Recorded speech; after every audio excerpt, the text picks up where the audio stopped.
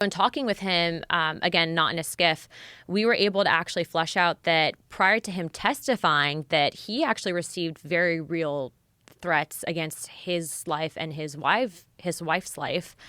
He's a sound guy, and then shortly after he testified, there's this massive smear operation that was launched against him to try to discredit his testimony.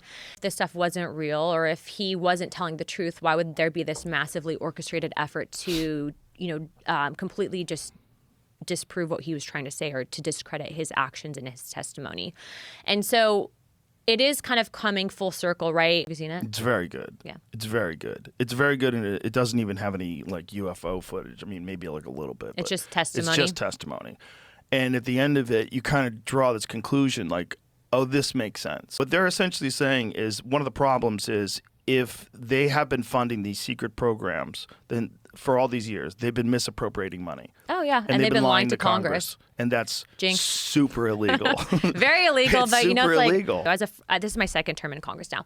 But as a first-term member of Congress, when you get elected to Congress, you would think that they would bring you in and they'd say, okay, this is how you do the legislation. No, you get elected, you show up to kind of a crash course for about like a week and a half on, how to not get in trouble with ethics. And then you're basically wined and dined by lobbyists. They don't actually tell you how to do the legislation.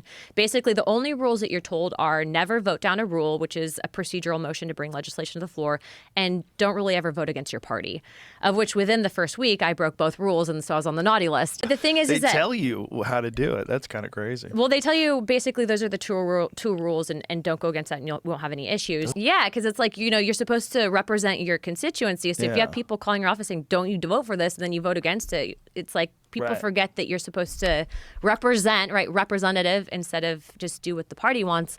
But, there are mechanisms that have existed since Thomas Jefferson, who wrote our damn rule manual, that enable us to actually pass legislation and actually hold agencies and people accountable from a punitive perspective. And I don't know if you were tracking, but I brought a vote on the former attorney general for basically refusing to testify to Congress and respond to a subpoena. And that was called inherent contempt. And a lot of Congress was like, what the hell is inherent contempt? It hadn't been done since the early 1900s. And I actually read it in the rule manual, and I read the rule manual twice. So it's so crazy what happens when you read books.